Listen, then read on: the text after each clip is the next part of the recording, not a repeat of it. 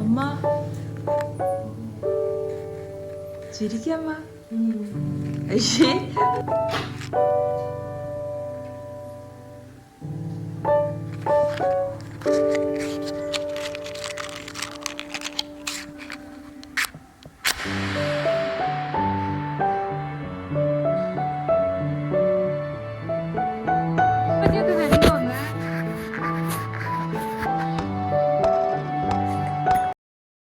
Hey guys welcome back to my YouTube channel Akhila Ranjith on stage. അപ്പൊ ഇന്നത്തെ video തുടക്കത്തിൽ കാണുമ്പോഴേ അറിയാൻ പറ്റും ഒരു ഡേ ഇൻ മൈ ലൈഫ് ആയിരിക്കും എന്ന്. കാരണം ഞാൻ എപ്പോഴും ഷോർട്സ് ആണ് ഇടുന്നത്. ഷോർട്സ് ആകുമ്പോൾ എനിക്ക് പോകുന്ന വഴി എടുത്തു കഴിഞ്ഞാൽ എപ്പോഴും വേണമെങ്കിലും എനിക്ക് പെട്ടെന്ന് എഡിറ്റ് ചെയ്യാൻ പറ്റും. ഇതാകുമ്പോൾ കുറച്ച് സമയമൊക്കെ എടുക്കും. അത് പിന്നെ എനിക്ക് പറ്റുന്നില്ല, സമയം കിട്ടുന്നില്ല. അപ്പൊ അത് ഞാൻ ചെയ്യാറില്ല. അങ്ങനെ ഇപ്പൊ ഞാൻ വീട്ടിലെത്തിയായിരുന്നു. ഒരു ദിവസത്തേക്ക് ഞങ്ങൾ ഇങ്ങനെ ചുമ്മാ ഇരുന്നപ്പോൾ പോയാലോ എന്ന് കരുതി പോയതാണ്. അപ്പൊ പിറ്റേന്ന് രാവിലെയാണ്, ഇതൊരു 8 മണിയൊക്കെ ആവാറായി. ഞാൻ എണീറ്റ് അമ്മയടുത്തൊക്കെ പോയിട്ട് നേരെ ഹാളിൽ വന്നിട്ട് സമയം നോക്കിയത് അപ്പോഴാണ്.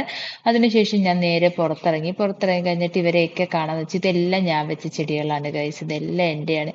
ഈ ഒരു ചെടി എന്റെ ഫേവറേറ്റ് ആണ്. ഈ കടലാസ് ചെടിയല്ല, അതിനപ്പുറത്തിരിക്കുന്ന ആ ഒരു എന്തുവാ അത്, മണി പ്ലാന്റ് പോലത്തെ ഒരു സാധനം. അതിന്റെ പേരൊന്നും എനിക്കറിയത്തില്ല. അതെനിക്ക് അപ്പുറത്തെ വീട്ടിൽ ആന്റി തന്നതാ. ആന്റി തന്നിട്ട് ഞാൻ നല്ലപോലെ കിളിപ്പിച്ച് അതിനെ എടുത്തിട്ടുണ്ട്. അതുകൊണ്ട് ഞാൻ അച്ഛൻ്റെ അടുത്ത് പറഞ്ഞിട്ടുണ്ട്, ആ മരം ഇപ്പോഴെങ്കിലും വെട്ടരുത്. ആ മരം വെട്ടിയാലും ആ ചെടിക്ക് വളരാനുള്ള സ്ഥലം കൊടുത്തിട്ടേ മരം വെട്ടാവൂ എന്ന് ഞാൻ പറഞ്ഞിട്ടുണ്ട്.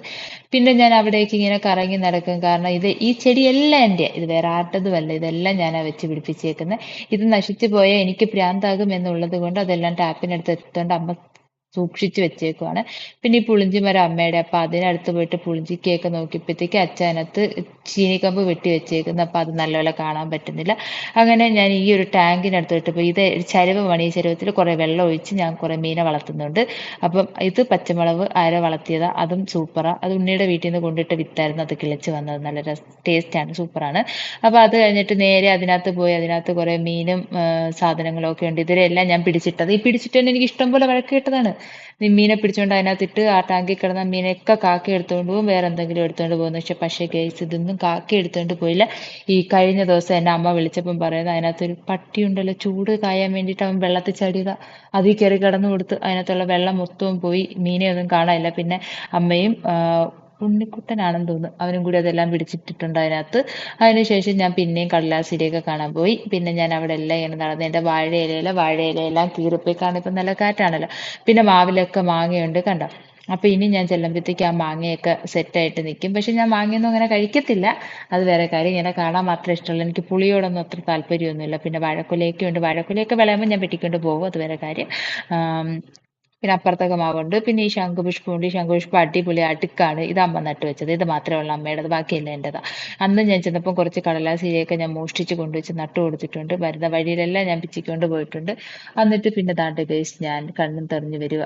കരിയൊക്കെ കണ്ണിൽ തന്നെ ഉണ്ട്. പിന്നെ അത് വഴി പോയപ്പോൾ ഒരു അപ്പൂപ്പൻ തടിയൊക്കെ ഇട്ട്, പിന്നെ അപ്പൂപ്പൻ തടിയും കൂടി നിങ്ങൾക്ക് കാണിച്ചു തരാമല്ലോ എന്ന് കരുതിയിട്ട് അതിനെയും പൊക്കിയെടുത്ത് ഇവിടെ കൊണ്ടുവന്നു. അതിനകത്ത് മണ്ണൊക്കെ പറ്റിയിട്ട് അത് ചത്തുപോയി പാവം. അത് കഴിഞ്ഞിട്ട് നേരെ വന്ന് അമ്മയ്ക്ക് കുറച്ച് എന്തെങ്കിലുമൊക്കെ ചെയ്തു കൊടുക്കാമെന്ന് കരുതി. അങ്ങനെ ഞാൻ എന്തോ ചെയ്യുവാണ്, എന്തോന്ന് ഓർമ്മയില്ല. അതിനുശേഷം അവിടുത്തെ പാത്രവും എല്ലാം ഞാൻ കഴുകി കൊടുക്കാമെന്ന് പറഞ്ഞ് അമ്മയൊന്ന് സമാധാനിപ്പിച്ച് ഞാൻ അതെന്തോ എന്തോ ചെയ്യുവാണ്. എനിക്ക് ഓർമ്മയില്ല. എന്തോ കട്ട് ചെയ്ത് വെക്കാൻ പറഞ്ഞ് എന്തോ കട്ട് ചെയ്യണം. അപ്പോഴത്തേക്ക് ഉണ്ണി എണീറ്റ് വന്ന്, ഉണ്ണി വണ്ടി എഴുവാന്ന് പറഞ്ഞ് എബി പോവാൻ നിൽക്കുകയാണ്. അമ്മ ആ സൈഡിലുണ്ട്. അച്ഛൻ രാവിലെ പോയത് കൊണ്ടാണ് അച്ഛനെ ഇവിടെ എങ്ങും കാണാൻ കിട്ടാത്തത്, അല്ലെങ്കിൽ അച്ഛനെയും കാണാമായിരുന്നു. അങ്ങനെ പിന്നെ കുറേ നേരമൊക്കെ കഴിഞ്ഞപ്പോഴത്തേക്ക് വണ്ടിയെ കഴുകി ഫുഡൊക്കെ കഴിച്ചതിന് ശേഷം ഞങ്ങളും പോവാന്ന് പറഞ്ഞ് ഇറങ്ങി. ഒരു കാരണം നമുക്ക് ഡോക്ടറെ കാണണം, അല്ലെങ്കിൽ ഇപ്പോഴെങ്കിലും ഇറങ്ങത്തില്ല. അത് വൈകുന്നേരം ആയാലും നമ്മൾ ഇറങ്ങി. അങ്ങനെ ഇറങ്ങി പോകുന്ന വഴിക്കൊരു രക്ഷയുമില്ല, അമ്മാതിരി ചൂട്. നമ്മൾ എന്നും ആയൂര് പോകുന്ന നമ്മൾ ഈ പ്രാവശ്യം ആറ്റിങ്ങൽ വഴി പോവാന്ന് പറഞ്ഞിട്ട് ഒരു പുതിയ പ്ലാൻ ഇട്ടതാ. സുഖമായി. ഭയങ്കര ചൂടും പൊടിയും എല്ലാം ഉണ്ടായിരുന്നു. അങ്ങനെ പോകുന്ന വഴിയിൽ കരിക്കിരിക്കുന്ന കണ്ടിട്ട് കരിക്ക് മേടിക്കാന്ന് പറഞ്ഞിട്ട് അവിടെ നിർത്തിയപ്പോൾ ആലോചിച്ച് ഇറങ്ങണ്ടായിരുന്നു. കാരണം അവിടെയൊക്കെ നിൽക്കുന്നവർ ഞാൻ സമ്മതിച്ചു കൊടുത്തു. പാവം, അമ്മാതിരി ചൂടുണ്ട്. എന്ത് കഷ്ടമാണെന്ന് ആലോചിച്ച് നോക്ക്. അങ്ങനെ കരിക്ക് കുടിച്ച്, കരിക്കിനകത്ത് നിന്ന് എനിക്ക് എന്തായാലും ഫ്ലഷ് കിട്ടി. അതും കൂടി കഴിച്ചതിന് ശേഷം നേരെ നമ്മൾ വീട്ടിലെത്തിയപ്പോൾ വീഡിയോ ഒക്കെ എടുക്കാൻ ഞാൻ മറന്നുപോയി. പിന്നെ വൈകുന്നേരം ആയപ്പോഴത്തേക്ക് നമുക്കൊരു ചായ കുടിക്കാന്ന് പറഞ്ഞ് ഞാൻ ഉണ്ണിയും കൂടി പുറത്തുപോയി. എന്താ വെച്ചാൽ പേരൂർക്കട വരെ പോയി, പുറത്തൊന്നും പോയില്ല. പേരൂർക്കട വരെ പോയിട്ട് അവിടെ നിന്ന് ചായയൊക്കെ കുടിച്ച്, ചായ ഉള്ളിവടയാണെന്ന് തോന്നുന്നു ഞാൻ കഴിച്ചത്. കാരണം ഉള്ളിവട എൻ്റെ ഫേവറേറ്റ് ആണ്. ആ ഉള്ളിവട ഉള്ളിവടയും കഴിച്ചിട്ട് നേരെ അപ്പുറത്തൊരു ഫാൻസി ഉണ്ട്. ഫാൻസിയിൽ പോയിട്ട് എനിക്ക് നെയിൽ പോളിഷ് വേണമെന്ന് നെയിൽ പോളിഷ് മേടിച്ച് തിരിച്ച് നേരെ വീട്ടിലോട്ട്. അപ്പം ബൈ.